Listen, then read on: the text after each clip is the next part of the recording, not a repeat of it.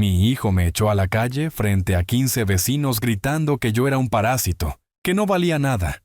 Salí con una sola maleta en absoluto silencio.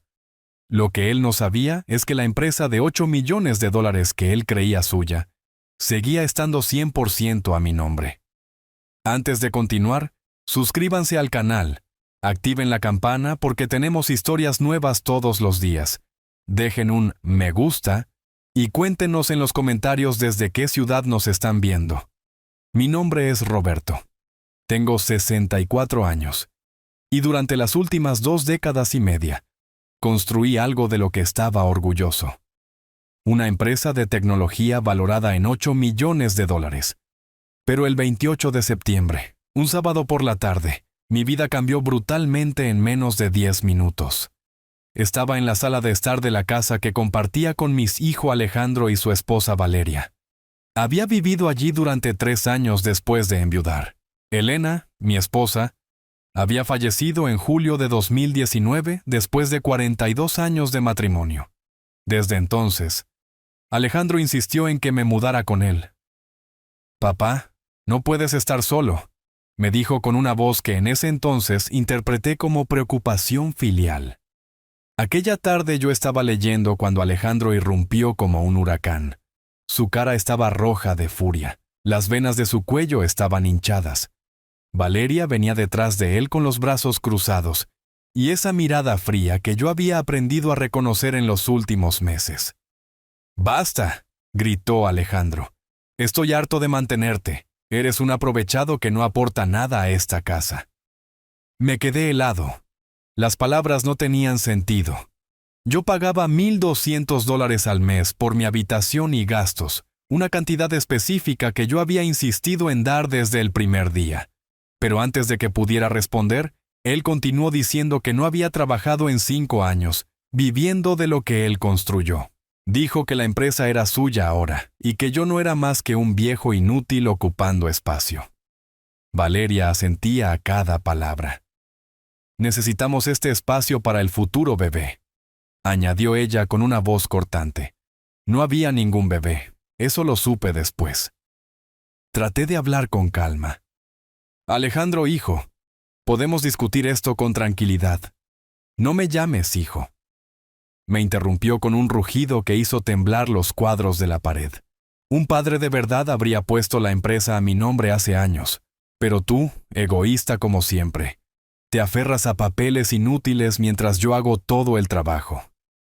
Caminé hacia el pasillo buscando privacidad para esta conversación que se estaba desmoronando. Fue entonces cuando me di cuenta de que las cortinas estaban abiertas, las ventanas también. En la calle, 15 vecinos se habían detenido. La señora García del 4º piso, el señor Martínez con su perro, la pareja joven del 2º piso. Todos miraban hacia arriba con expresiones entre sorprendidas y avergonzadas de presenciar esto. Alejandro me siguió hasta el vestíbulo. «Quiero que te vayas ahora mismo. Empaca tus cosas y lárgate. Alejandro, por favor, hablemos en privado». Intenté una vez más, siendo consciente de la audiencia involuntaria. ¿Privado por qué? ¿Para que puedas seguir manipulándome como hiciste toda mi vida? Su voz alcanzó un volumen que resonó por todo el edificio. Todos necesitan saber qué clase de hombre eres. Un viejo tacaño que nunca me dio lo que merecía. Valeria apareció con mi maleta ya hecha. Eso me dolió más que las palabras. Lo habían planeado. La maleta contenía apenas algo de ropa y artículos básicos. Nada más. «Esta es tu maleta», dijo ella, dejándola caer a mis pies. «Vamos a donar el resto. No necesitas nada más». Miré a mi hijo, sus ojos, que alguna vez me recordaron a los de Elena. Eran ahora los de un extraño lleno de rabia y desprecio. Busqué en su rostro algún rastro del niño que había criado, del joven al que le había enseñado todo sobre el negocio. Pero no encontré nada. No supliqué, no lloré. Algo dentro de mí, una voz que sonaba curiosamente como la de Elena, me dijo: «Mantén tu dignidad. Siempre mantén tu dignidad». Tomé la maleta, está bien. Dije con una calma que no sabía que poseía. «Me voy y no vuelvas», escupió Alejandro. No vales nada. Nunca valiste nada. Caminé hacia la puerta bajo la mirada de 15 vecinos en la calle. Algunos desviaban la mirada avergonzados. Otros me miraban con lástima. Escuché a la señora García murmurar algo sobre qué desgracia. Pero no supe si se refería a mí o a Alejandro. Bajé las escaleras lentamente. Cada paso era un martillazo en mi pecho. Pero mantuve la cabeza alta. Al salir del edificio, el señor Martínez se acercó. «Roberto, si necesita algo, dígame. Gracias». Martínez. Respondí con una sonrisa que me costó cada gramo de fuerza. «Estoy bien, eso es una mentira. No estaba bien. Estaba destruido, humillado. Pero también estaba algo más. Lúcido. Porque lo que Alejandro no sabía, lo que Valeria no sabía, lo que nadie excepto mi abogado, Héctor, y mi contadora Marta sabían, era que la empresa de $8 millones nunca había dejado de estar a mi nombre. Ni un solo papel, ni una sola acción. Alejandro era un empleado, un director de operaciones con un salario excelente, pero un empleado al fin y al cabo. Mientras caminaba hacia el hotel más cercano, mi teléfono comenzó a sonar. Era Alejandro. No contesté. Llamó de nuevo. Ignoré la llamada. Y otra. Y otra. En total, esa noche recibí 47 llamadas que no contesté, porque había entendido algo fundamental en esos 10 minutos de humillación pública. Mi hijo no me había echado de su casa. Mi hijo acababa de cometer el error más grande de su vida. Y yo, el viejo inútil, tenía algo en esa maleta más valioso que la ropa. Los documentos originales de propiedad de la empresa, copias de contratos y el número de teléfono de 3 inversores alemanes que llevaban 6 meses queriendo comprar mi tecnología. 48 horas. Eso era todo lo que necesitaba en esa habitación de hotel, sentado en una cama que no era mía, con una maleta que contenía apenas lo esencial. Hice algo que no había hecho en años. Recordé el comienzo de todo. Era marzo de 1998. Elena y yo teníamos 38 años. Vivíamos en un apartamento diminuto en la ciudad con Alejandro, que tenía 10 años entonces. Yo trabajaba como ingeniero en una corporación multinacional que me pagaba bien, pero sofocaba mi alma. Cada día era idéntico al anterior. Oficina, jefe mediocre, ideas rechazadas, potencial desperdiciado. Una noche, Elena me encontró dibujando diagramas en la mesa del comedor. Eran las 2 de la mañana. «¿Qué haces?», preguntó con esa dulzura que la caracterizaba. «Diseñando un software que revolucionará la gestión de inventarios para pequeñas empresas», respondí sin levantar la vista. «Nadie lo está haciendo bien. Todos los sistemas son caros, complicados, inaccesibles». Elena observó los papeles durante largos minutos. Luego dijo algo que cambiaría nuestras vidas. «Renuncia mañana, intentémoslo». «Elena, tenemos un hijo, una hipoteca, facturas, tenemos $5,000 en ahorros. Tienes talento que se está desperdiciando. Y yo puedo trabajar turnos dobles en el hospital mientras tú construyes esto». Ella era enfermera en el Hospital General de la ciudad. «Confío en ti». «Roberto, siempre he confiado en ti». Renuncié esa semana.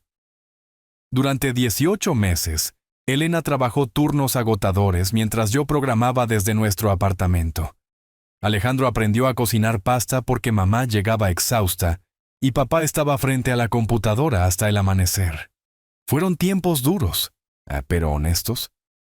El primer cliente llegó en septiembre de 1999. Una ferretería en los suburbios. Pagaron $1,200 por el software. Lloré cuando recibí ese cheque. Elena lo enmarcó. «Es el primero de muchos», dijo ella. Tenía razón. Para el año 2001, ya teníamos 27 clientes. En 2003, 140. En 2005, abrimos una oficina real con 3 empleados. Para 2010, éramos 50 personas con presencia en todo el estado. Elena dejó el hospital en 2006. No porque yo se lo pidiera, sino porque quería estar en la empresa. Se hizo cargo de la administración, recursos humanos, cultura organizacional. Ella era el corazón mientras yo era el cerebro. Alejandro creció viendo a sus padres construir algo desde cero, viendo el sacrificio transformado en logro. O eso creía yo. En 2015. Alejandro tenía 27 años. Había estudiado administración de empresas, trabajado en 2 compañías diferentes, y un día apareció en mi oficina. Papá, quiero un adelanto de mi herencia. $500,000 para invertir en un proyecto. Me sorprendí. Alejandro, la empresa vale millones, pero ese capital se reinvierte. No tengo esa liquidez disponible. Entonces dame una participación equivalente en acciones. Insistió. Es mi futuro también. Algo en su tono me incomodó. No era una petición, era una exigencia. Hijo, cuando llegue el momento, hablaremos de la sucesión. Ahora no es el momento. ¿Cuándo será el momento? ¿Cuando tengas 50 y tú 80? ¿Cuando ya no importe? Su frustración era palpable. Alejandro, esto no se trata de la edad. Se trata de preparación. Salió dando un portazo. Esa noche, Elena y yo hablamos hasta el amanecer. Es impaciente, dije. Quiere todo ahora sin entender el trabajo que implica. Elena, siempre perceptiva, dijo algo que en ese entonces minimicé. Alejandro ama los resultados, no el proceso. Ama el dinero, no el trabajo. Ten cuidado, Roberto. En 2018, 3 años después de esa conversación, Alejandro regresó, más tranquilo, aparentemente maduro. Papá, quiero trabajar contigo, aprender desde adentro, ganarme mi lugar. Lo contraté como director de operaciones con un salario de $4,500 al mes. Generoso, pero justo para el puesto. Firmó un contrato laboral estándar. Nunca mencioné participación en acciones, porque algo, la intuición quizás, me detuvo. Trabajó bien el primer año, gestionó clientes, supervisó equipos, mostró iniciativa. Pero observé detalles. Llegaba tarde, delegaba sin seguimiento, prometía sin cumplir. Elena lo notó también. Julio de 2019. El mes que destrozó mi mundo. Elena enfermó repentinamente. Cáncer de páncreas agresivo. 3 semanas desde el diagnóstico hasta el final. 3 semanas donde el tiempo se detuvo y aceleró simultáneamente. El último día, en el hospital. Elena pidió a todos que salieran. Solo quedamos nosotros 2. Me entregó un sobre amarillo sellado con cinta adhesiva. Ábrelo si Alejandro alguna vez te traiciona, susurró con esfuerzo. ¿Elena? ¿Qué estás diciendo? Es nuestro hijo. Es mi hijo también. Por eso sé lo que digo. Sus ojos, apagándose pero lúcidos, sostuvieron mi mirada. Prométeme que protegerás lo que construimos juntos. No dejes que nadie, ni siquiera él, destruya nuestro legado, te lo prometo. Y prométeme algo más. Si llega el momento, vive para ti. Empieza de nuevo. No te quedes atrapado en la culpa o la lealtad malentendida. Lloré como un niño. ¿Cómo voy a vivir sin ti? Viviendo. Roberto, simplemente viviendo. Ella sonrió débilmente. Fuiste el amor de mi vida. Ahora sé el amor de la tuya. Murió esa noche con mi mano en la suya. Guardé el sobre sin abrirlo. Durante 5 años estuvo en mi caja fuerte, olvidado bajo documentos y contratos, hasta ese 28 de septiembre de 2024, cuando en la habitación del hotel, rebuscando en mi maleta, encontré ese sobre amarillo que había traído por puro instinto. Lo abrí con manos temblorosas. Dentro había 12 páginas escritas con la cuidadosa caligrafía de Elena. La primera frase me heló. Roberto, si estás leyendo esto, Alejandro mostró su verdadera cara. Lo siento tanto, mi amor. Las siguientes páginas detallaban observaciones que ella había hecho en silencio.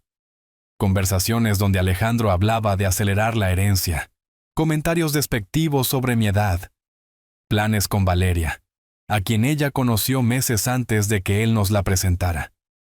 Elena había investigado discretamente y descubierto intenciones que yo, cegado por el amor paternal, no quería ver.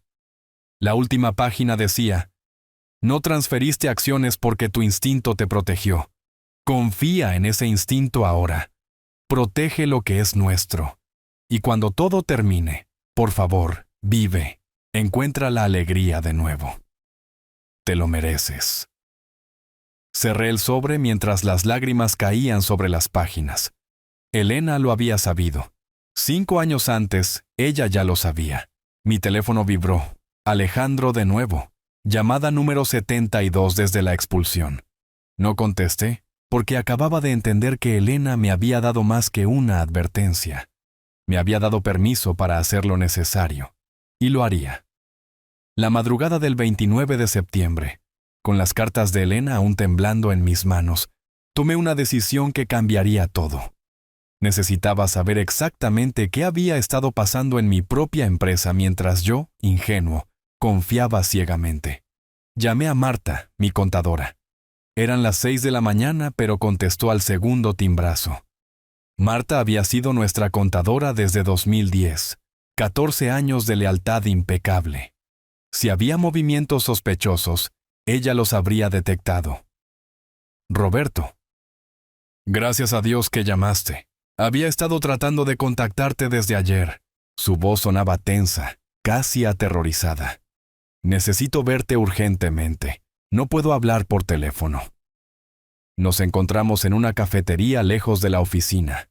Marta llegó con una carpeta abultada y profundas ojeras. Se sentó frente a mí, y lo primero que dijo fue: «Perdóname por no informarte antes». Alejandro amenazó con despedirme si te enterabas. Abrió la carpeta. Dentro había estados de cuenta bancarios, transferencias, documentos corporativos que yo nunca había visto. Mi estómago se contrajo. En marzo de este año, Alejandro y Valeria registraron una empresa paralela, Tecnovaleria Soluciones. Valeria es el nombre de su esposa. Marta señaló los artículos de incorporación. Inicialmente pensé que era un proyecto personal, pero luego noté las transferencias. ¿Qué transferencias? Nuestros clientes empezaron a aparecer en facturas de Tecnovaleria. Pequeñas cantidades al principio. Servicios de consultoría externa que nunca pasaron por nuestros libros oficiales. En 6 meses, $300,000 desviados. Su dedo trazó una lista interminable de transacciones. Alejandro usó su posición como director de operaciones para ofrecer descuentos especiales. Si los clientes también contrataban servicios de Tecnovaleria, él dividía las facturas para que pareciera legítimo. $300,000.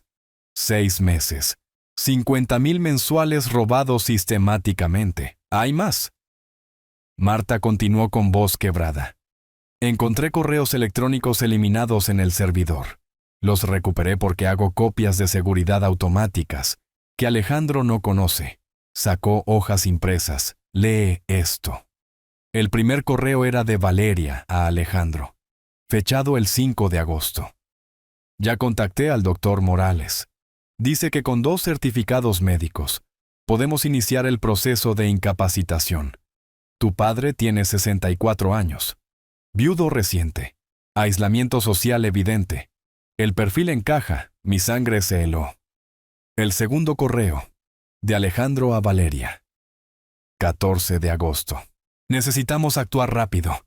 El viejo está revisando demasiados documentos últimamente. Si descubre Tecnovaleria antes de obtener el poder notarial, perdemos todo.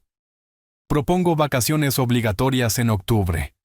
Lo llevamos a esa clínica en el norte que mencionaste. Una semana allí y tendremos los certificados necesarios. Clínica. Certificados. Incapacitación legal.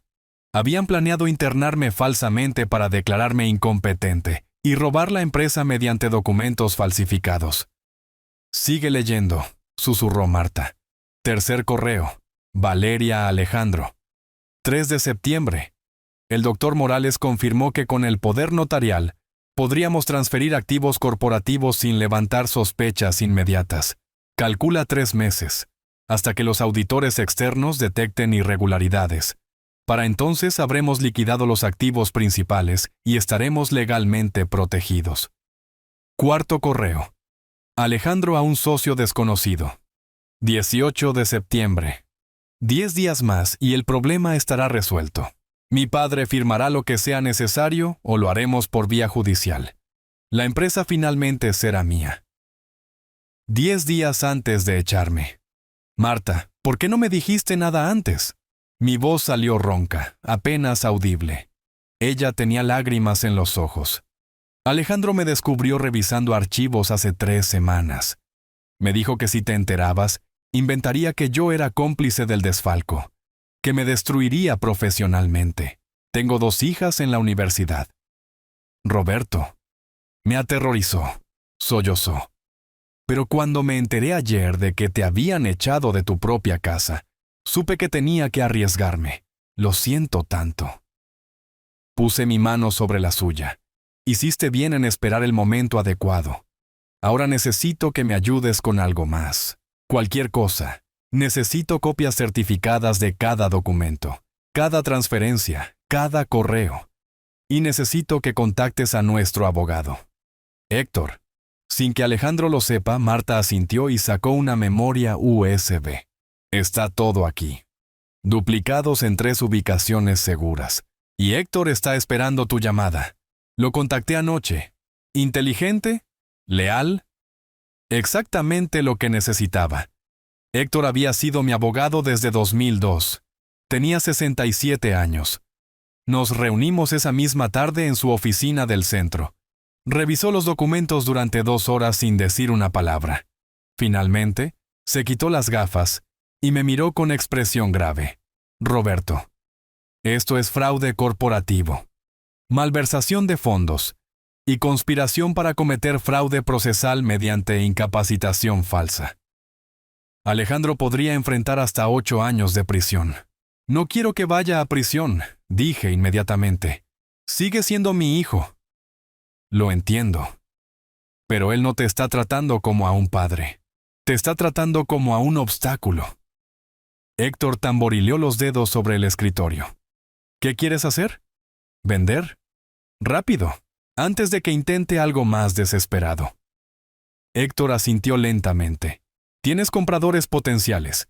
Esos alemanes que mencionaste han estado enviando propuestas durante meses. Los alemanes. Un grupo tecnológico de Múnich específicamente interesado en mi software de gestión patentado. Habían ofrecido 7,5 millones en junio. Alejandro había rechazado la oferta sin consultarme, diciéndoles que el dueño no estaba interesado. Contáctalos hoy, ordené. Diles que el dueño real está muy interesado, y Alejandro descubrirá lo que perdió cuando sea demasiado tarde. Esa noche, en el hotel, mi teléfono explotó. 134 llamadas de Alejandro en total desde la expulsión. Mensajes desesperados. Papá, tenemos que hablar. Fue un malentendido. Valeria me presionó. Por favor, contesta. Ignoré cada uno de ellos porque había entendido algo fundamental. Mi silencio era mi arma más poderosa. Cada hora sin respuesta era una hora donde Alejandro perdía el control, donde su pánico crecía, donde sus planes se desmoronaban. Héctor me envió un mensaje a medianoche. Alemanes disponibles para videollamada mañana a las 10 de la mañana. Están muy interesados, respondí. Perfecto. Cierra la venta en 48 horas. Cerré los ojos, pero no pude dormir. La traición dolía como un cuchillo oxidado, pero el dolor se estaba transformando en algo más útil. Determinación fría y calculada. Alejandro había subestimado al viejo parásito. Error fatal. La videollamada con los alemanes comenzó a las 10 en punto del 30 de septiembre, desde la oficina de Héctor frente a la pantalla. Aparecieron 3 caras. Klaus Hoffmann, director de adquisiciones, Petra Bergman, analista financiera, y Thomas Weiss, director técnico. Klaus habló primero en un inglés impecable. Señor Miller, nos sorprendió gratamente su llamada. Pensamos que había rechazado nuestra propuesta permanentemente. Mi hijo la rechazó sin consultarme. Respondí con firmeza. Soy el único propietario registrado de la empresa. Él era un empleado con autoridad limitada que se extralimitó.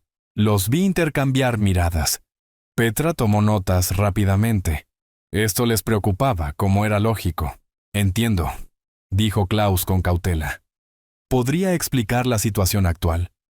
Héctor intervino mostrando documentación, escrituras originales desde 1998, certificados mercantiles actualizados, actas indicando que nunca hubo transferencia de acciones, todo legal, todo limpio, todo indiscutible. Alejandro Miller trabajaba como director de operaciones con un contrato laboral estándar desde 2018. Héctor explicó, sin participación corporativa, sin poder notarial. La empresa pertenece 100% al señor Roberto Miller. Thomas, el técnico, cambió el tema. Señor Miller, su software de gestión es excepcional, pero necesitamos garantías de que la tecnología patentada está protegida y es legalmente transferible. Aquí brillé. Pasé las siguientes 2 horas explicando cada algoritmo, cada innovación, cada patente registrada exclusivamente a mi nombre. Mostré documentación de desarrollo desde 2001. Evolución técnica. Código fuente con mis credenciales de autor. Yo había creado ese sistema con mis propias manos durante miles de horas frente a la computadora. ¿Su hijo participó en el desarrollo técnico?, preguntó Thomas. Absolutamente no. Alejandro gestiona clientes y operaciones. No programa, no diseña, no innova. La tecnología es completamente mía. Petra revisó los estados financieros. Vemos ingresos sólidos, cartera estable, márgenes saludables, pero detectamos irregularidades recientes en cuentas secundarias, malversación que estamos documentando legalmente. Admití sin rodeos. Mi hijo desvió aproximadamente $300,000 a una empresa paralela. Tenemos pruebas completas y proceso legal iniciando. Esa cantidad será recuperada o deducida del precio final. La honestidad brutal los desconcertó, pero también generó confianza. No estaba ocultando nada. Klaus se reclinó en su silla. Señor Miller, su transparencia es refrescante. Nuestra oferta original era de $7,5 millones. Dadas las circunstancias actuales y posibles complicaciones legales, mantenemos esa cifra.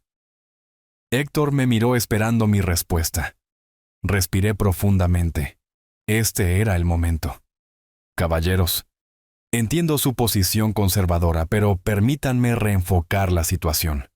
Primero, las complicaciones legales son con un empleado deshonesto, no con la estructura corporativa que adquirirán. Segundo, tengo contratos firmados con 63 clientes activos, 17 en negociación avanzada que cerraré antes de la transferencia.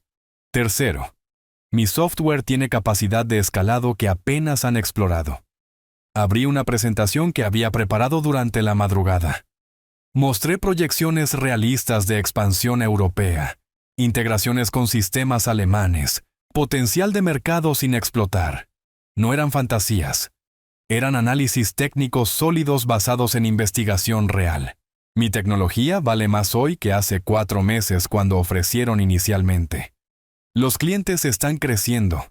La demanda está aumentando. La competencia sigue ofreciendo productos inferiores. No están comprando una empresa en problemas. Están comprando una empresa lista para explotar bajo la gestión adecuada. Thomas asintió lentamente. Los números son convincentes. Mi precio es $8 millones. Declaré con voz firme, no negociable, y cierro en 36 horas, o busco otros compradores. Silencio tenso. Klaus consultó algo fuera de cámara. Petra calculó en su computadora. Thomas revisó notas técnicas. Necesitamos consultar con nuestra junta directiva, dijo Klaus finalmente. Tienen hasta mañana a esta misma hora. Respondí poniéndome de pie. Entonces considero otras opciones. Corté la videollamada. Héctor me miró atónito. Roberto, arriesgaste mucho. Podrían rechazar. No lo harán. Han estado persiguiendo esta tecnología durante 1 año. Saben que es única. Tenía razón. 5 horas después, Klaus llamó personalmente. Aceptamos. $8 millones. Transferencia en 2 partes. 4 millones al firmar contratos preliminares. 4 millones al completar la transferencia legal. Perfecto. Preparen la documentación. Colgué y permití que una sonrisa cruzara mi rostro por primera vez en días mientras Héctor coordinaba abogados, notarios y gestores. Marta trabajaba desde las sombras. Copió cada archivo corporativo relevante a servidores seguros. Documentó cada movimiento fraudulento de Alejandro con precisión quirúrgica. Preparó un expediente completo para entregar a las autoridades si fuera necesario. Mi teléfono seguía vibrando constantemente. Alejandro había llamado 98 veces en 2 días. Sus mensajes evolucionaron de conciliadores a desesperados. «Papá, por favor. Necesito hablar contigo urgentemente. Hay un terrible malentendido. Valeria me manipuló. Demasiado tarde, demasiado poco, demasiado falso». El 1 de octubre, los abogados alemanes llegaron a la ciudad. Revisión exhaustiva de documentación corporativa, contratos, patentes, activos. Todo estaba impecable porque siempre mantuve registros meticulosos. Marta proporcionó acceso a sistemas contables completos. «¿Dónde está el director de operaciones?», preguntó uno de los abogados alemanes. «Despedido por malversación de fondos», respondió Héctor secamente. «Aquí está la carta de despido con causa justificada, efectiva desde ayer». Había despedido legalmente a Alejandro sin que él lo supiera todavía. Técnicamente, seguía intentando entrar a oficinas donde ya no tenía autorización. Seguridad tenía órdenes de no permitirle el acceso. La negociación final ocurrió el 22 de octubre de 2024. Sala de juntas en un bufete neutral. Notario presente. Traductores certificados. Firmé 23 documentos diferentes. Cada firma era liberación. Cada rúbrica era justicia. Transferencia bancaria de $4 millones confirmada a las 5:40 de la tarde. Los 4 millones restantes llegarían después de completar transferencias registrales en 30 días. Estreché la mano de Klaus. «Cuiden bien de la empresa», dije sinceramente. «Tiene 26 años de mi vida dentro. Lo haremos», prometió. «Y, señor Miller, admiro su valentía. No muchos hombres reconstruyen a su edad. Nunca es tarde para defender lo que es tuyo». Salí del edificio con Héctor. El sol de octubre brillaba cálidamente. Respiré profundamente, sintiendo el peso desaparecer de mis hombros. «¿Ahora qué?», preguntó Héctor. «Ahora Alejandro descubre lo que perdió». En la mañana del 23 de octubre, Alejandro descubrió la verdad de la manera más brutal posible. Intentando acceder a cuentas bancarias corporativas. Según lo que Marta me contó después, llegó a la oficina a las 8:30. Confiado. Ajeno a todo. Intentó entrar al sistema bancario y encontró el acceso bloqueado. Llamó al banco directamente. «Buenos días. Necesito información sobre las cuentas de mi empresa. Su nombre y relación con la empresa», preguntó el ejecutivo del banco. «Alejandro Miller, director de operaciones». Larga pausa. Tecleo en una computadora. «Señor Miller, usted ya no aparece como autorizado en ninguna cuenta. Las únicas firmas válidas son las del señor Roberto Miller y los nuevos propietarios corporativos». «¿Nuevos propietarios? ¿De qué está hablando?» «La empresa fue transferida ayer. No puedo darle más información. Buenos días». Marta dijo que Alejandro se quedó paralizado durante 5 minutos completos. Luego comenzó a gritar. Llamó a gerentes, contadores, asistentes. Nadie tenía respuestas porque nadie sabía nada excepto ella. Y Marta fingió ignorancia perfectamente. Finalmente me llamó. Era la llamada número 102 desde mi expulsión. Esta vez contesté. «¿Qué hiciste?». Su voz era una mezcla de pánico y rabia. «¿Qué demonios hiciste?». «Buenos días, Alejandro. No me vengas con formalidades. ¿Vendiste la empresa? No podías hacer eso sin consultarme». «Podía y lo hice. Soy el único propietario legal. Tú eras un empleado. Ya no lo eres. Por cierto, recibiste una carta de despido ayer por malversación». Silencio atónito. Luego explosión. «¿Estás loco? Esa empresa es mía. Trabajé 6 años allí como un empleado asalariado que robó $300,000. Marta tiene cada transacción documentada. Te vas a arrepentir de esto. Amenazó con voz temblorosa. Mi abogado te destruirá. Voy a recuperar lo que me pertenece. Te espero en la oficina de Héctor a las 3 de la tarde. Trae a tu abogado. Trae a Valeria. Hablaremos civilizadamente. Colgué antes de que pudiera responder. A las 3 en punto, Alejandro irrumpió en la oficina de Héctor como un huracán incontrolado. Valeria venía detrás, vestida elegantemente pero con una expresión dura. Detrás de ellos, un abogado joven que parecía incómodo. Exijo explicaciones. Ladró Alejandro tan pronto entró. Siéntate, dije con calma glacial, lo que claramente lo desconcertó. Se sentaron. Héctor colocó una carpeta gruesa sobre la mesa. Yo saqué una idéntica de mi maletín. Antes de que empieces con amenazas legales, revisemos algunos hechos. Comencé metódicamente. Primero, la empresa siempre fue 100% mía. Aquí están las escrituras originales, registros comerciales, actas notariadas. Nunca transferí una sola acción. Alejandro abrió la boca, pero Héctor lo interrumpió. Déjalo terminar o esta reunión termina ahora. Continué. Segundo, fuiste contratado en 2018 como empleado con un salario mensual de $4,500. Firmaste un contrato laboral estándar que específicamente establece que no recibes participación en acciones. Tu firma está aquí. Le mostré el contrato. Su rostro palideció. Tercero, en marzo de 2024, tú y Valeria registraron Tecnovaleria Soluciones, una empresa fantasma para desviar clientes y fondos de mi compañía. Deslicé los estados de cuenta hacia él. $300,000 en 6 meses. Fraude corporativo documentado, transacción por transacción. Valeria finalmente habló. Eso es mentira. Esa empresa ofrece servicios complementarios legítimos. Complementarios. Héctor sonrió fríamente. Aquí hay correos donde Alejandro ofrece descuentos a clientes si contratan a Tecnovaleria simultáneamente. Uso de información privilegiada, conflicto de intereses, malversación directa. El abogado de Alejandro revisó documentos con una expresión cada vez más sombría. Cuarto, continué, implacable. Y esta es la parte más grave.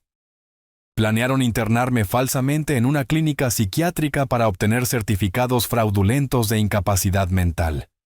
Saqué los correos impresos. El de Valeria mencionando al doctor Morales. El de Alejandro hablando de vacaciones obligatorias en el norte. El plan de interdicción completo detallado paso a paso. Esto constituye intento de fraude procesal, conspiración para cometer secuestro y falsificación de documentos médicos, dijo Héctor con voz dura. Estos son delitos penales con hasta 10 años de prisión. El abogado de Alejandro soltó los papeles. Señor Miller, necesito hablar con usted en privado. No hay nada privado aquí, gritó Alejandro. Esto es invención, manipulación. ¿Es tu firma una invención? Pregunté señalando los correos. ¿Es tu dirección de correo corporativo manipulación? Marta recuperó todo del servidor antes de que pudieras borrarlo. Valeria se levantó abruptamente. Teníamos derecho. Estabas bloqueando el futuro de tu propio hijo. Nos obligaste a tomar medidas robando, internándome falsamente. Esas son sus medidas. Mi voz se elevó por primera vez. Les di empleo digno, salario generoso, oportunidades, y esto es lo que recibo. Me debías esa empresa. Explotó Alejandro golpeando la mesa. Soy tu hijo. Mi herencia. Trabajé 6 años esperando que me dieras lo que merecía. Merecías respeto, no propiedad automática. Y perdiste ambos cuando decidiste traicionarme, su abogado interrumpió. Caballeros, necesito consultar con mi cliente. Este caso tiene complicaciones que no me fueron reveladas inicialmente. Consulte lo que quiera, dijo Héctor. Pero sepa esto. Tenemos una denuncia preparada para la fiscalía. Por fraude corporativo. Si el señor Alejandro inicia cualquier proceso legal contra el señor Roberto, Presentamos cargos penales inmediatamente. Es su elección. El abogado palideció. Alejandro parecía un animal acorralado, mirando frenéticamente entre los documentos, su abogado, Valeria y yo. Tienes una opción, dije finalmente. Aceptas el despido. Abandonas cualquier reclamo sobre la empresa vendida y no presento cargos penales. Los $300,000 los consideraré una pérdida comercial. Empiezas de cero. Pero libre. ¿Y si me niego? Preguntó. Prisión y Valeria también. El doctor Morales será investigado. Tecno Valeria será auditada exhaustivamente. Todo saldrá a la luz pública. Tu reputación profesional destruida para siempre. Largo silencio. Valeria miró a Alejandro con expresión calculadora, evaluando opciones. El abogado habló. Señor Miller, mi consejo legal es aceptar. No tiene un caso viable. Los documentos son irrefutables. Él es mi padre, gritó Alejandro con desesperación patética. No puede hacerme esto. Dejaste de ser mi hijo cuando gritaste que yo no valía nada frente a 15 vecinos. Respondí poniéndome de pie. Ahora eres simplemente alguien que cometió errores graves y debe enfrentar consecuencias. Tienes hasta mañana para decidir. Héctor, terminamos aquí. Salí de la oficina sin mirar atrás.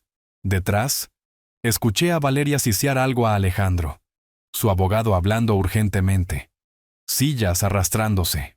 Afuera, bajo el sol de octubre, respiré profundamente.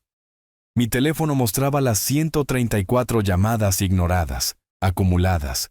Las borré todas de una vez. Ya no importaban. Alejandro había perdido, yo había ganado. Pero extrañamente, no sentí triunfo. Sentí un extraño vacío, como si cerrara un capítulo doloroso pero necesario de mi vida. Mañana, comenzaría otro capítulo. Uno donde Alejandro no existía. Uno donde Roberto Miller vivía para sí mismo finalmente. Alejandro no aceptó la oferta. Su orgullo herido le impidió ver la realidad. 2 días después, el 25 de octubre, su nuevo abogado presentó una demanda exigiendo reconocimiento de derechos de herencia anticipada y compensación por trabajo no remunerado, equivalente al 50% del valor de venta. Héctor me llamó esa tarde. Presentaron la demanda. Es legalmente ridícula, pero tendremos que defenderla en la corte. Perfecto. Respondí con una calma que lo sorprendió. Deja que la justicia haga su trabajo. La primera audiencia fue programada para el 15 de noviembre en el Tribunal Comercial número 3 de la ciudad. Llegué temprano con Héctor, llevando 3 carpetas llenas de documentación. Alejandro y Valeria llegaron 15 minutos tarde, acompañados por su abogado, que parecía aún más incómodo que en nuestra reunión anterior. El juez Fernández, un hombre de unos 50 años con expresión seria, revisó brevemente los documentos preliminares antes de comenzar. Señor Alejandro Miller, usted reclama derechos sobre una empresa vendida por su padre. Explique los fundamentos legales de su demanda. El abogado de Alejandro se puso de pie. Señoría, mi cliente trabajó 6 años en el negocio familiar con una promesa verbal de heredar la empresa. Dedicó su vida profesional a ese proyecto con el entendimiento de que sería el sucesor natural. ¿Tiene contratos, actas, documentos que respalden esa promesa verbal?, preguntó el juez. No por escrito, señoría, pero es costumbre en empresas familiares que... La costumbre no es ley, interrumpió el juez secamente. ¿Algo más? Mi cliente nunca recibió un salario justo por su trabajo. Su compensación fue simbólica comparada con el valor real de sus contribuciones. Héctor se puso de pie. Señoría, aquí están los contratos laborales firmados voluntariamente por el demandante. Salario mensual de $4,500, aumentado anualmente más bonos de rendimiento. Total acumulado en 6 años, $340,000 en compensación directa. Entregó copias certificadas. El juez las revisó cuidadosamente. $4,500 al mes es un salario muy generoso para un director de operaciones en una empresa de ese tamaño. El juez observó. ¿Firmó usted estos contratos libremente, señor Alejandro Miller? Sí, pero bajo presión familiar. ¿Y tuvo un abogado presente al firmar? No. ¿Pero le impidieron buscar asesoramiento legal antes de firmar? No. Sin embargo, suficiente. El juez pasó a otros documentos. Veo aquí que la empresa fue fundada en 1998, 26 años antes de esta demanda. ¿El demandante participó en la fundación? Mi cliente tenía 10 años en ese momento, admitió su abogado.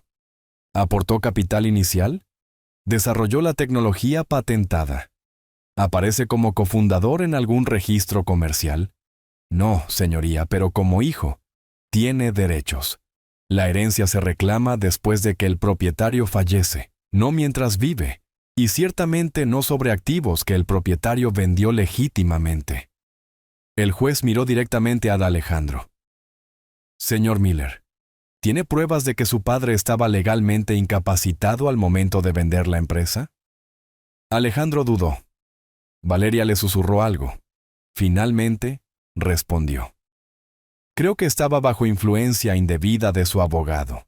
Pruebas médicas de incapacidad mental, certificados psiquiátricos, testimonios de profesionales de la salud. No, pero su edad y estado emocional. 64 años no es una discapacidad legal. El juez lo cortó. ¿Algo más? Héctor vio el momento.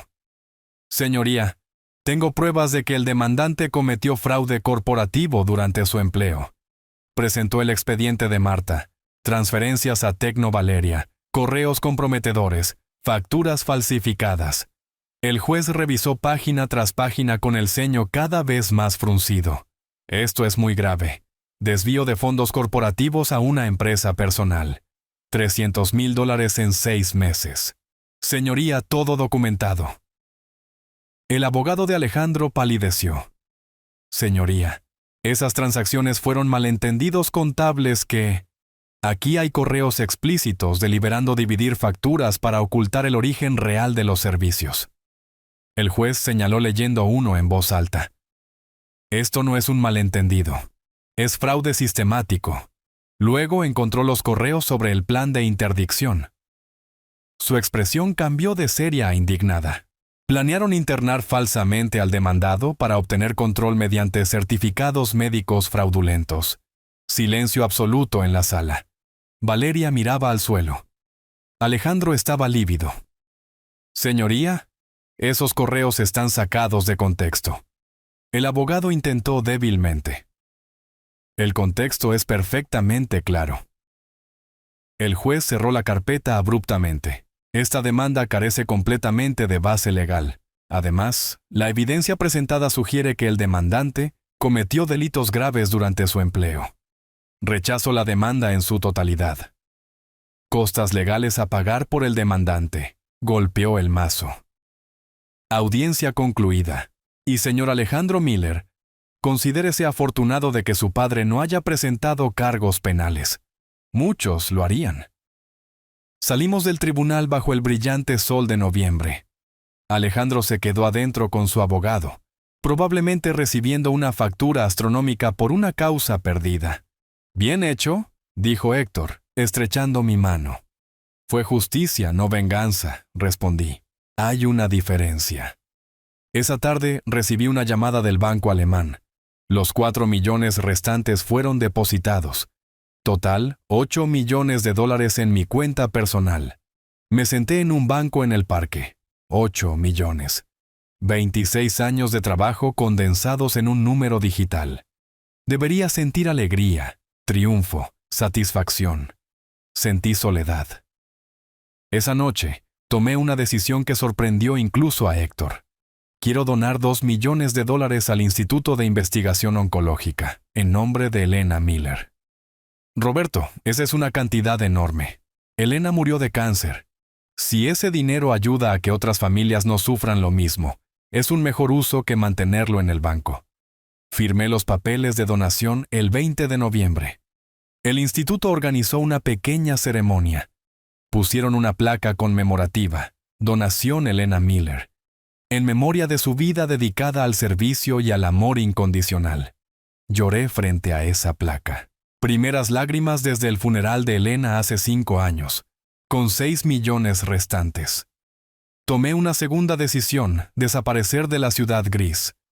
Siempre amé esa ciudad costera en el sur donde Elena y yo pasamos nuestra luna de miel en 1981, donde prometimos volver algún día para vivir tranquilos junto al mar. El 25 de noviembre, sin decirle a nadie excepto a Héctor y Marta, subí a un tren con 2 maletas. Esta vez no estaba huyendo. Esta vez estaba eligiendo. La gran ciudad quedó atrás con sus recuerdos dolorosos, su empresa vendida, su hijo perdido. Por delante estaba la Costa del Sol, ciudad de luz perpetua y nuevas posibilidades.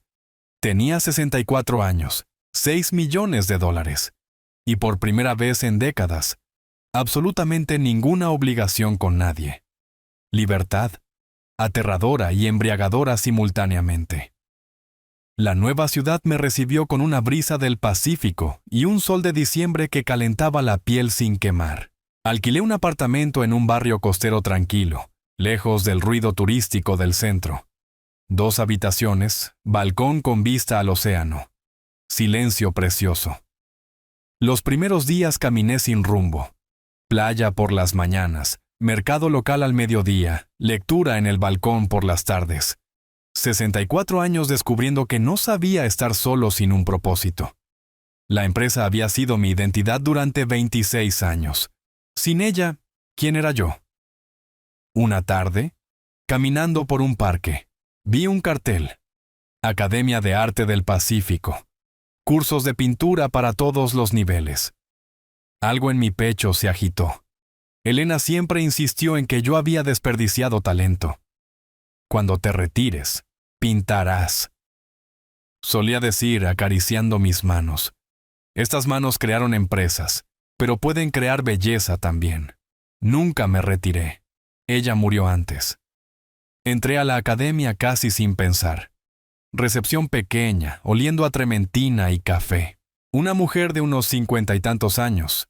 Cabello castaño recogido, gafas de montura roja, sonrisa genuina. Buenas tardes, bienvenido. Soy Isabel, directora de la academia. Roberto Miller. Estoy aquí por el curso de pintura. ¿Experiencia previa? Ninguna. Bueno, dibujaba cuando era joven, hace 40 años. Isabel sonrió. Perfecto. El mejor momento para retomar es ahora. Tenemos un grupo de principiantes los martes y jueves, a las 6 de la tarde. ¿Le interesa? Me inscribí inmediatamente. Primera clase. 3 de diciembre. 8 estudiantes diversos. Un jubilado alegre. Un estudiante universitario. Una contadora aburrida de los números. Una divorciada reciente. Y yo. Isabel enseñaba con paciencia infinita, moviéndose entre caballetes, corrigiendo trazos suavemente. No busquen la perfección, busquen la expresión, repetía. La pintura es honestidad, capturada en color. Mis primeros intentos fueron desastres torpes, perspectivas torcidas, colores turbios, frustración palpable. Pero Isabel siempre encontraba algo salvable. Mira cómo capturaste la luz aquí. Eso no se puede enseñar. Se siente. Después de las clases, algunos estudiantes iban por café cerca, conversaciones sencillas sobre técnicas, artistas favoritos, vida cotidiana. Nadie preguntó qué hacía para ganarme la vida. Nadie investigó mi pasado. Yo era simplemente Roberto, hombre mayor aprendiendo a pintar. Isabel se unía ocasionalmente. Descubrí que era viuda desde hacía 3 años. Profesora de arte jubilada que abrió la academia para mantener sus manos ocupadas y su corazón entretenido. En sus palabras, tenía una risa fácil, opiniones firmes sobre Picasso, sobrevalorado y pasión por Sargent. Ese hombre entendía la luz. Una tarde, trabajando en un bodegón particularmente frustrante, murmuré. Mi esposa insistía en que yo podía hacer esto. No estoy seguro de que tuviera razón. Isabel se acercó. Falleció hace 5 años. Cáncer. Lo siento. Mi esposo también. Accidente de coche. Pausa. Ella tenía razón sobre tu talento. Solo necesitas confiar en tus instintos. Algo en su tono, comprensión sin lástima, me consoló profundamente. Mientras mi vida personal florecía discretamente, mis finanzas exigían atención. 6 millones inactivos en el banco eran un desperdicio. Pero no quería inversiones tradicionales, quería impacto. Contacté a gestores especializados en inversión ética. Busco pequeñas empresas emergentes con fundadores honestos, proyectos sostenibles, impacto social real. No me interesa maximizar ganancias, sino generar cambio. Presentaron 12 proyectos. Elegí 5. Una aplicación para conectar agricultores locales con consumidores.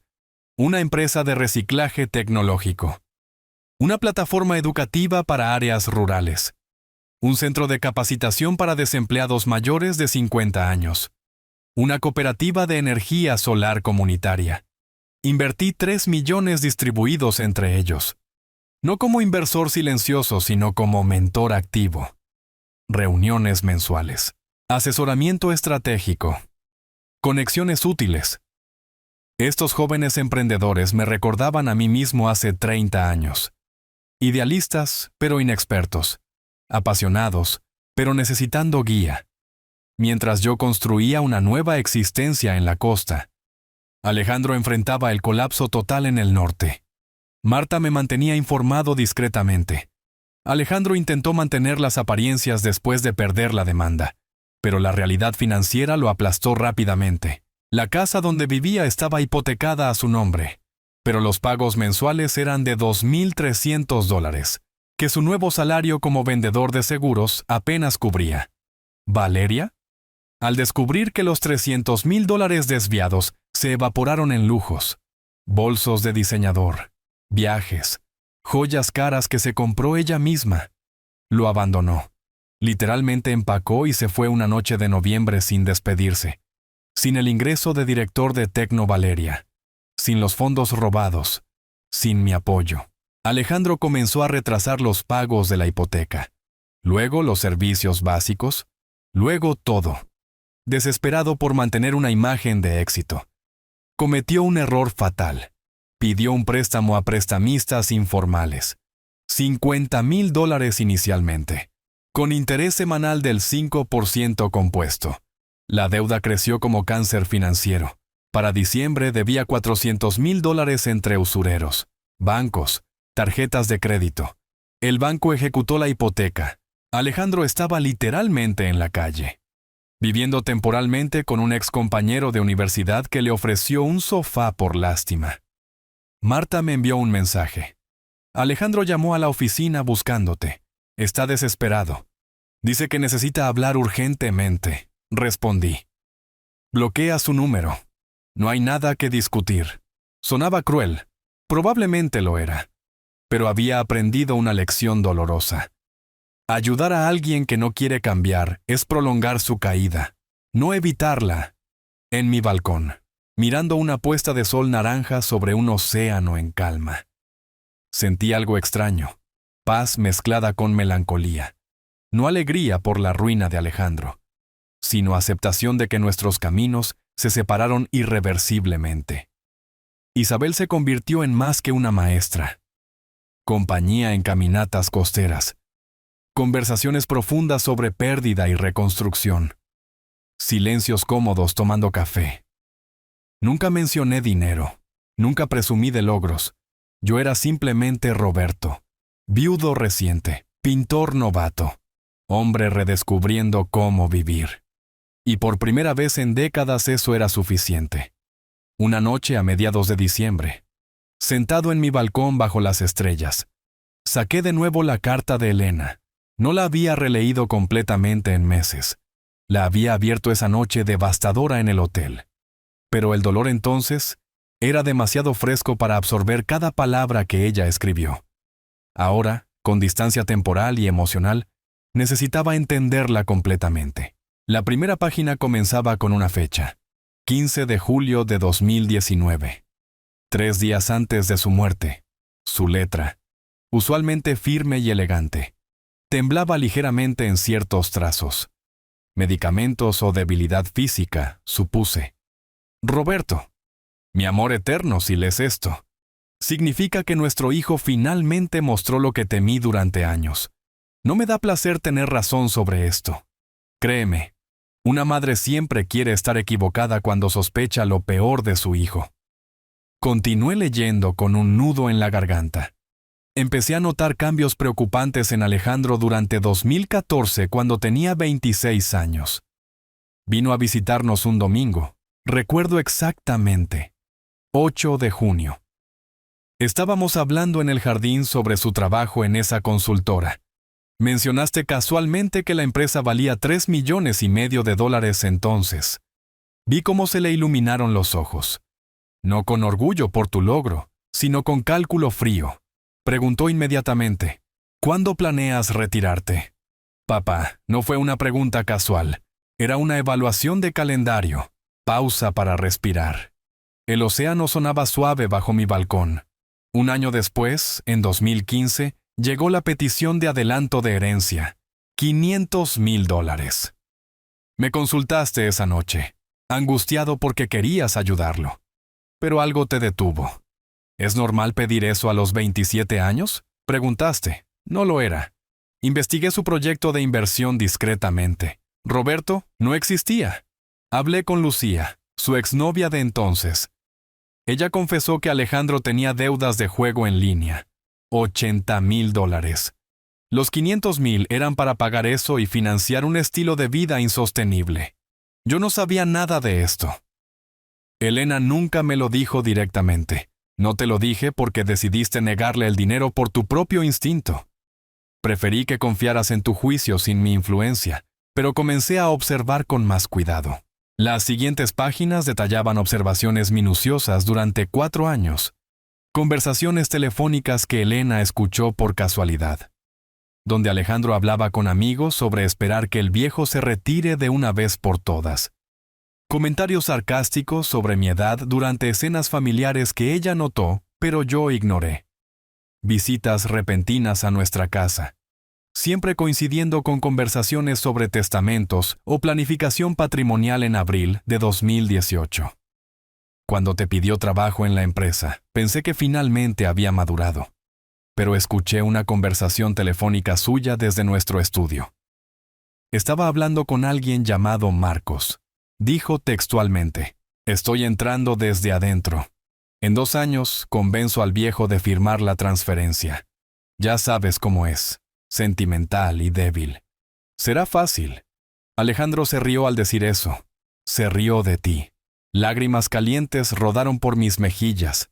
Lo confronté al día siguiente. Negó todo. Dijo que entendí mal, pero sus ojos me dijeron la verdad. En ese momento, supe que algún día te traicionaría. Gravemente, comencé a prepararme para protegerte. Elena había contactado secretamente a Héctor en mayo de 2018. Le pidió que revisara todos los documentos corporativos para asegurar que nada estuviera a nombre compartido. Verificó que los contratos laborales de Alejandro estuvieran blindados legalmente contra futuros reclamos. Incluso había dejado instrucciones notariadas de que, si él intentaba incapacitarme médicamente, certificados previos míos de impecable salud mental debían presentarse automáticamente. Hice todo esto en silencio porque eres demasiado bueno, demasiado confiado. Ves lo mejor en las personas, especialmente en aquellos a quienes amas. Es una de las razones por las que te amo tanto. Pero también es una vulnerabilidad que otros pueden explotar. La página 7 contenía observaciones sobre Valeria. Elena la había investigado también. Valeria Vega apareció en noviembre de 2017. Alejandro nos la presentó en Navidad de ese año. Algo en ella me incomodó inmediatamente. Demasiado interesada en detalles financieros durante conversaciones casuales, preguntas sobre propiedades, inversiones, planes de jubilación disfrazadas de cortesía superficial. Contraté a un investigador privado discreto. Valeria había estado comprometida previamente con un empresario de 52 años, dueño de una cadena hotelera. Rompió el compromiso abruptamente cuando él perdió contratos importantes. Patrón, claro. Mi esposa había sido una detective sin yo saberlo. No te dije nada porque no tenía pruebas sólidas de planes específicos, solo patrones preocupantes. Pero escribo esto para que sepas. Cuando te traicionen, y lo harán, no fue tu fracaso. Fuiste un padre amoroso, empleador generoso, mentor paciente. Algunas personas simplemente eligen la codicia sobre la gratitud. Las páginas finales eran instrucciones específicas. Cuando esto suceda, no te hundas en la culpa o la tristeza paralizante. Hiciste todo bien. Ellos eligieron mal. Protege lo que es nuestro legalmente, financieramente, emocionalmente. Pero después. Roberto. Después. Vive. No te encierres en el dolor o la amargura. Fuimos felices 42 años. Honra esa felicidad siendo feliz de nuevo. Encuentra compañía si lo deseas. Ríe, viaja. Pinta esos cuadros que siempre pospusiste. Ve a la costa como prometimos. Cumple nuestros sueños. Incluso si no estoy físicamente presente. Estaré en cada atardecer que admires, cada ola que escuches, cada color que mezcles en tu paleta. La última página era simplemente: te amo eternamente. Fuiste, eres y serás el gran amor de mi existencia. Ahora sé el gran amor de la tuya, Elena. Doblé la carta lentamente. El océano seguía sonando. La ciudad dormía tranquila. Isabel me había invitado mañana a una exposición en el Museo de Arte local. Mis inversiones en empresas emergentes mostraban resultados prometedores. Tenía clase de pintura el jueves. Elena tenía razón. Siempre tuvo razón. No estaba traicionando su memoria al ser feliz. La estaba honrando. Guardé la carta en un cajón especial junto a nuestra fotografía de bodas. Besé mis dedos y toqué su rostro sonriente en la imagen. Gracias. Mi amor, susurré. Estoy viviendo. Finalmente, estoy viviendo. Febrero de 2025. Llegó con esas mañanas donde el sol brilla, pero el aire mantiene una frescura invernal agradable. Llevaba 3 meses en la ciudad y sentía que cada día descubría una versión de mí mismo que había estado dormida durante décadas. Esa transformación se aceleró cuando conocí a Julián. Sucedió en una cafetería cerca del muelle. Yo estaba leyendo libros sobre técnicas de acuarela, cuando un hombre mayor, 70 y tantos calculé, se acercó a mi mesa. ¿Te importa si comparto? Todas las mesas están ocupadas. Adelante, por favor. Se sentó con un café negro y un periódico financiero. Notó mi libro, aficionado a la pintura, eterno principiante. Respondí sonriendo. Empecé hace 3 meses. Nunca es tarde, dicen. Totalmente cierto. Empecé a practicar fotografía a los 68. Ahora tengo 71 y participo en exposiciones locales. Extendió su mano. Julián. Roberto Miller. La conversación fluyó naturalmente. Julián había sido un empresario textil durante 40 años. Construyó un imperio modesto pero sólido, hasta que sus 2 socios, hombres en los que confiaba ciegamente, lo traicionaron mediante maniobras legales complejas. Robaron el 60% de la empresa usando lagunas contractuales que él, confiado, nunca previó. Perdí casi todo, dijo sin amargura, solo aceptación. Batallas legales durante 3 años. Finalmente, vendí el 40% restante y me mudé aquí. Decidí que este lugar sería para reconstruir, no lamentar. Le conté mi historia, no todos los detalles, pero lo suficiente. Empresa vendida tras traición familiar. Nuevo comienzo a los 64. Búsqueda de propósito más allá del dinero. Julián escuchó atentamente. Cuando terminé, asintió pensativo. ¿Sabes qué falta en este país? Apoyo real para empresarios mayores de 60 que quieren reinventarse. Todos los fondos de inversión buscan a jóvenes de 25 años con ideas tecnológicas. Nadie invierte en un hombre de 65 años con 40 años de experiencia, pero necesitando capital para empezar algo nuevo. Algo hizo clic en mi mente. ¿Y si lo hacemos nosotros? ¿Hacer qué? Crear un fondo específico para empresarios experimentados, gente con experiencia, contactos, conocimiento, pero sin recursos financieros tras divorcios, bancarrotas, traiciones. Los ojos de Julián brillaron. Sería revolucionario. Durante las siguientes semanas, nos reunimos casi a diario. Diseñamos la estructura completa. Fondo de inversión enfocado exclusivamente en emprendedores mayores de 55 años. No buscábamos unicornios tecnológicos. Buscábamos negocios sólidos, sostenibles, liderados por personas con experiencia, frecuentemente ignoradas por el sistema financiero tradicional. Invertí 2 millones. Julián aportó 800,000. Con 2,800,000, establecimos legalmente el Fondo Renacer Senior en marzo de 2025. Los criterios eran estrictos, pero humanos. Experiencia demostrable en el sector propuesto. Plan de negocios realista. Compromiso personal del emprendedor. Impacto social positivo. No exigíamos garantías hipotecarias imposibles. Exigíamos honestidad, trabajo y responsabilidad. Las primeras inversiones llegaron en abril. Una mujer de 58 años, exgerente de banco despedida por recortes, quería abrir consultoría financiera para mujeres divorciadas. Le dimos $80,000. Un hombre de 64 años, maestro carpintero forzado al retiro, soñaba con un taller artesanal combinando técnicas tradicionales con diseño moderno. $100,000. Una pareja de 62 años, exdueños de un restaurante arruinado por la pandemia, querían reabrir con un concepto sostenible. $120,000. Para junio, habíamos financiado 9 proyectos, todos prosperando, mientras el fondo crecía. Mi relación con Isabel evolucionó naturalmente. No fue un romance de telenovela. Fue amistad profunda transformándose gradualmente en algo más significativo.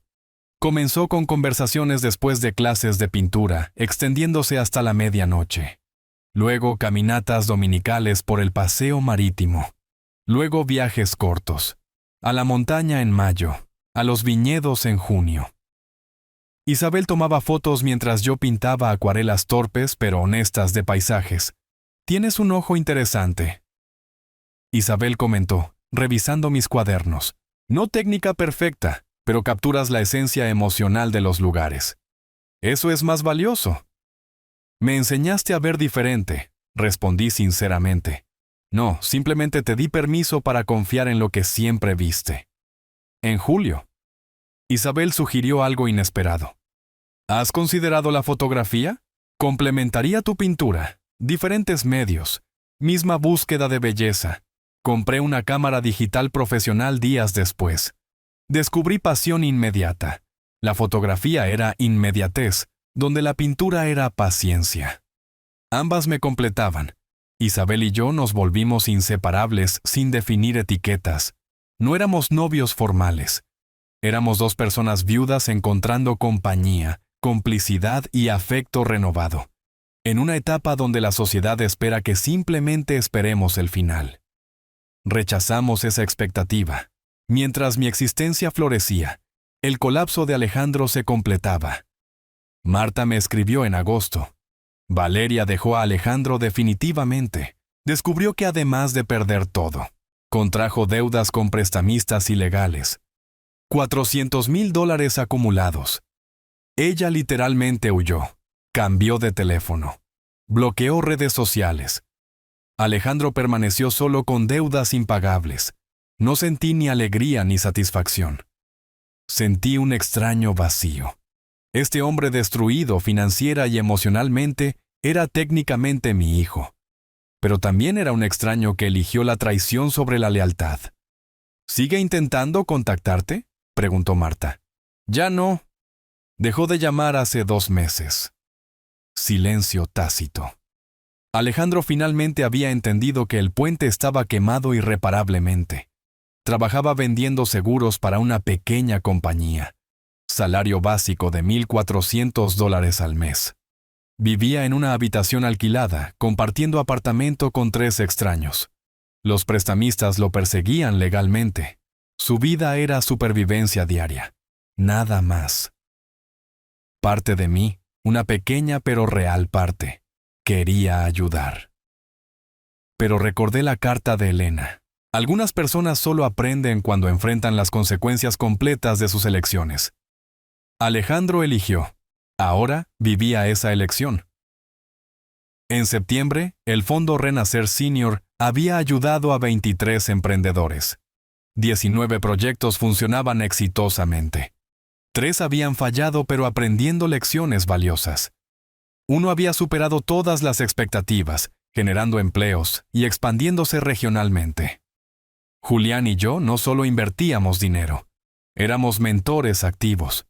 Conectábamos a los emprendedores entre sí, compartíamos experiencias, advertíamos sobre errores que cometimos hace décadas.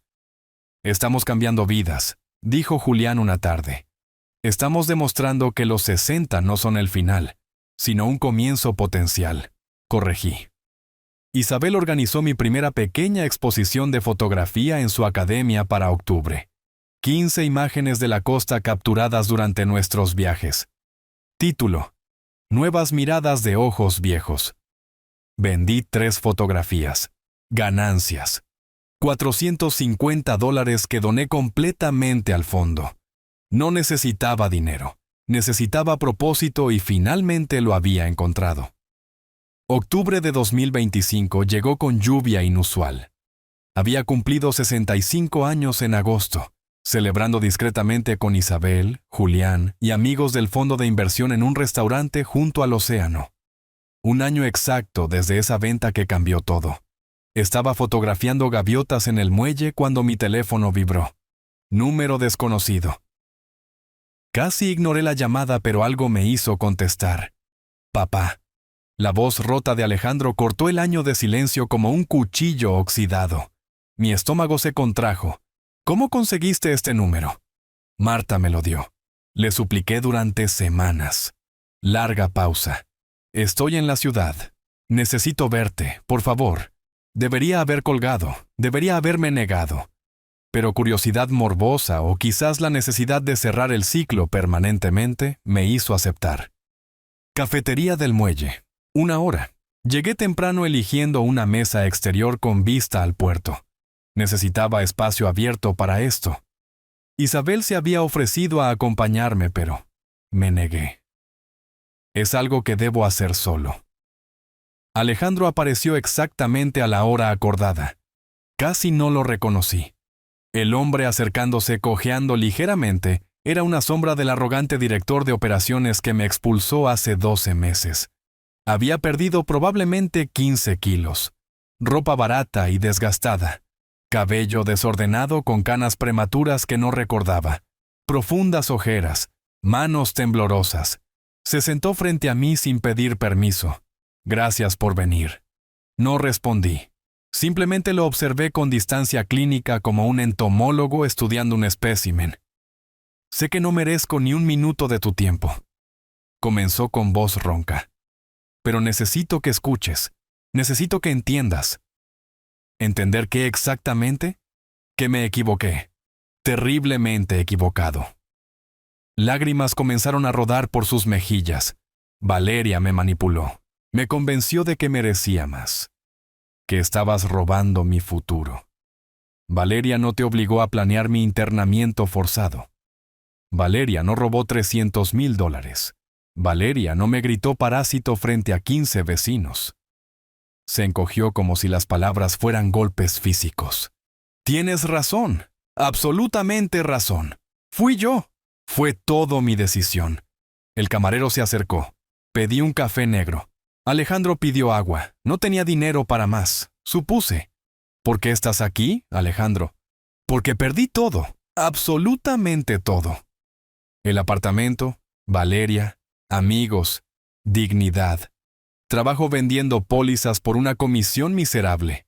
Debo $400,000 a gente peligrosa que me amenaza semanalmente. Vivo en una habitación compartida con extraños. Sollozó abiertamente. Y lo peor es que merezco cada segundo de este infierno. Bebí mi café lentamente. ¿Viniste a pedir rescate financiero? No. Sacudió la cabeza. Frenéticamente.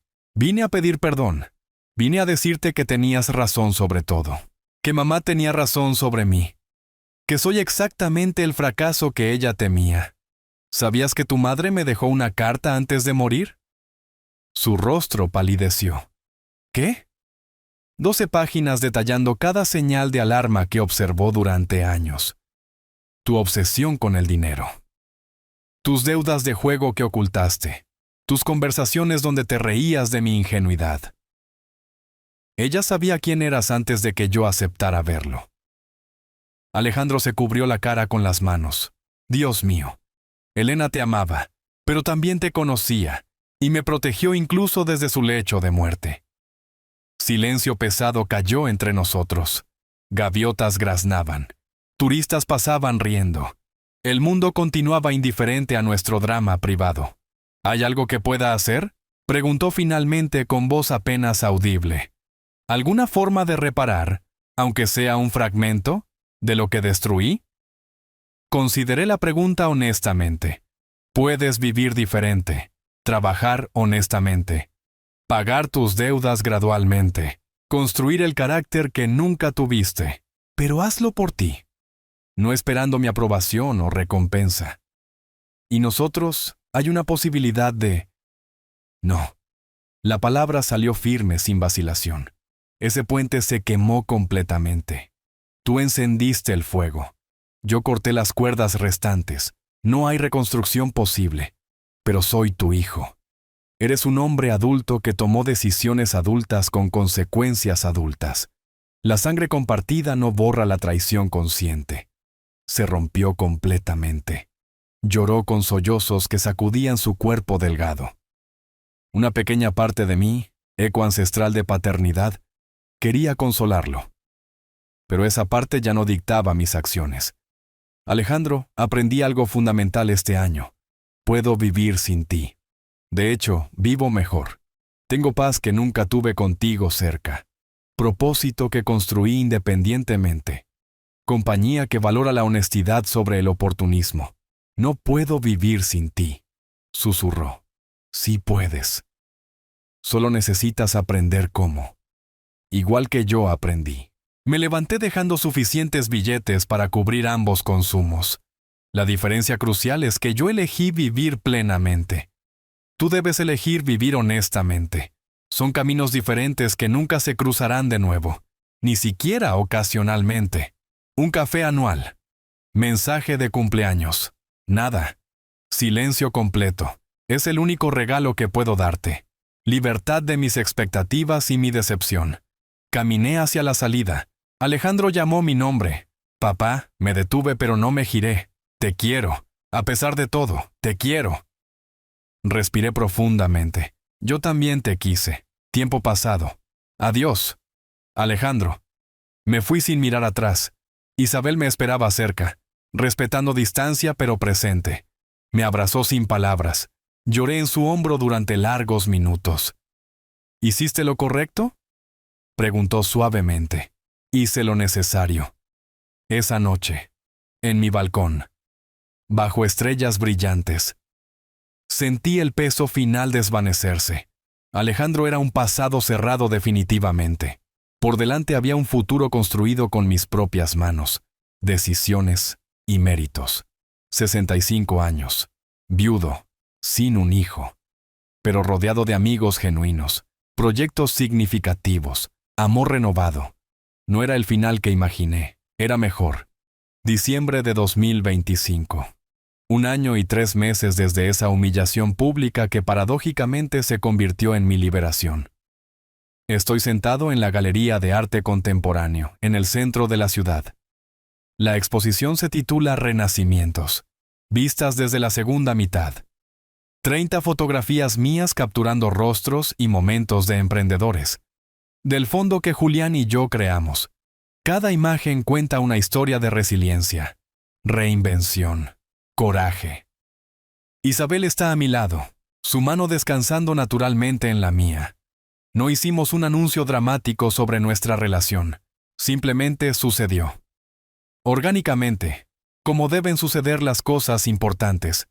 Somos socios en un sentido más profundo. 2 personas que perdieron mucho, pero eligieron construir de nuevo en lugar de rendirse. Esa es mi favorita, dice ella. señalando una fotografía de Ramón, el carpintero de 64 años, cuyo taller artesanal ahora emplea a 6 personas. En la imagen, sus manos curtidas sostienen un trozo de madera, tallado con detalle exquisito. La luz natural ilumina cada arruga, cada cicatriz, cada historia contenida en esas manos. Manos, honestas, siempre son hermosas. Respondo. La exposición atrae a 50 personas. Vendemos 17 fotografías. Las ganancias completas van al fondo. No necesito dinero, necesito impacto. Julián se acerca con una copa de vino. 26 emprendedores ahora. Acabamos de aprobar 3 proyectos más. Panadería artesanal, liderada por una mujer de 61 años. Consultora de recursos humanos para pequeñas empresas, dirigida por un exgerente de 57 años. Y una escuela de idiomas especializada en personas mayores. Estamos cambiando la narrativa, demostrando que la experiencia vale tanto como la juventud. Más, corrige Julián sonriendo. Porque viene con sabiduría dolorosamente ganada.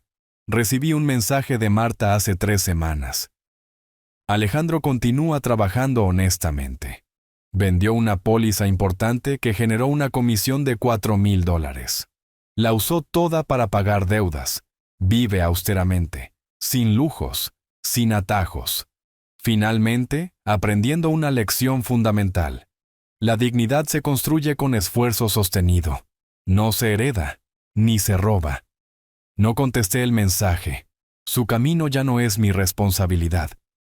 Pienso frecuentemente en esos 26 años construyendo una empresa desde cero con Elena. Fueron extraordinarios. Pero estos últimos 14 meses, reconstruyendo desde ruinas emocionales, han sido reveladores de una manera diferente. Aprendí que la identidad no debe atarse exclusivamente a logros profesionales o roles familiares. La identidad es una elección diaria de vivir auténticamente. Elena estaría orgullosa, no por el dinero guardado o la venganza ejecutada, sino por la vida elegida después. Cumplí cada instrucción de su carta. Protegí nuestro legado. Me instalé en la costa. Pinté, fotografié. Encontré compañía genuina. Viví plenamente. Isabel está organizando un viaje a Portugal para enero. 2 semanas recorriendo la costa, fotografiando, pintando, existiendo sin agenda más allá de disfrutar el presente. A los 65 años, finalmente entiendo el concepto de vacaciones verdaderas. El fondo de inversión prospera más allá de las expectativas iniciales. Varios emprendedores que financiamos ahora son mentores de otros, creando una red de apoyo autosuficiente. Julián y yo planeamos expandir el modelo a otras ciudades. Seattle expresó interés en replicar el concepto. No somos salvadores millonarios. Somos hombres que entendieron que el capital financiero sin capital humano es estéril. Invertimos ambos, dinero y experiencia, recursos y respeto. Alguien me pregunta durante la exposición, ¿qué consejo daría a personas mayores enfrentando traiciones o pérdidas devastadoras? Pienso cuidadosamente antes de responder. Primero, el dolor es válido, pero no debe ser permanente. Siéntanlo completamente. Luego elijan avanzar. Segundo, la edad no es una limitación sino una ventaja. Tienen perspectiva que los jóvenes no poseen todavía. Úsenla. Tercero, reconstruir no significa recuperar lo perdido, sino crear algo nuevo y potencialmente mejor. Cuarto, rodéense de personas que valoren el carácter sobre la conveniencia. Y quinto, nunca, jamás, permitan que la traición de otros defina su valor. Ustedes determinan su propio valor a través de acciones diarias. Aplausos espontáneos. Isabel aprieta mi mano. Esa noche, en el balcón que se convirtió en un santuario personal, miro las estrellas brillando indiferentes a los dramas humanos. Pienso en Alejandro en el norte, probablemente en una habitación estrecha, luchando con deudas y arrepentimientos. Una pequeña parte de mí todavía duele por él, pero esa parte ya no gobierna decisiones. Elegí la vida sobre la lealtad malentendida. Elegí la dignidad sobre la culpa familiar. Elegí el futuro sobre el pasado. El teléfono vibra. Mensaje de Ramón, el carpintero. Señor Miller, me acaban de encargar muebles para un hotel completo. Contrato de $80,000. Sin su ayuda inicial, estaría mendigando un trabajo que nadie da a hombres de mi edad. Gracias por creer, respondo. No te di nada que no tuvieras ya. Solo reconocí tu potencial. Isabel sale al balcón con 2 copas de vino. Brindamos en silencio, mirando la ciudad iluminada debajo de nosotros. ¿Feliz? Pregunta, simplemente. Completamente. Y es verdad. No felicidad ingenua ignorando el dolor pasado. Felicidad madura que integra pérdidas, traiciones, decepciones en una narrativa más amplia de resiliencia y renovación. 65 años. Viudo. Padre sin hijo. Empresario sin empresa. También mentor activo. Fotógrafo emergente. Pintor entusiasta. Pareja amorosa. Inversor social. Hombre viviendo exactamente como desea. Alejandro me enseñó una lección crucial. La sangre compartida no garantiza lealtad. Experiencia dolorosa pero liberadora. Elena me enseñó otra. El amor verdadero trasciende la muerte física cuando se honra a través de una vida bien vivida. Isabel me está enseñando una tercera. Nunca es tarde para la conexión auténtica basada en respeto mutuo. Y yo finalmente aprendí la más importante. La dignidad no se hereda ni se regala. Se conquista diariamente eligiendo integridad sobre conveniencia, coraje sobre conformidad, crecimiento sobre estancamiento. La historia comenzó con expulsión humillante, termina con liberación elegida. No todos los finales son felices, pero algunos, los ganados honestamente, son profundamente satisfactorios. Brindo con Isabel bajo las estrellas, agradecido por la traición que finalmente me obligó a vivir para mí mismo. A veces, perder todo es el único camino para encontrar lo esencial. Si les gustó esta historia, denle me gusta al video, suscríbanse al canal y compartan sus impresiones en los comentarios. Para escuchar la siguiente historia, hagan clic en el recuadro de la izquierda. Gracias por ver.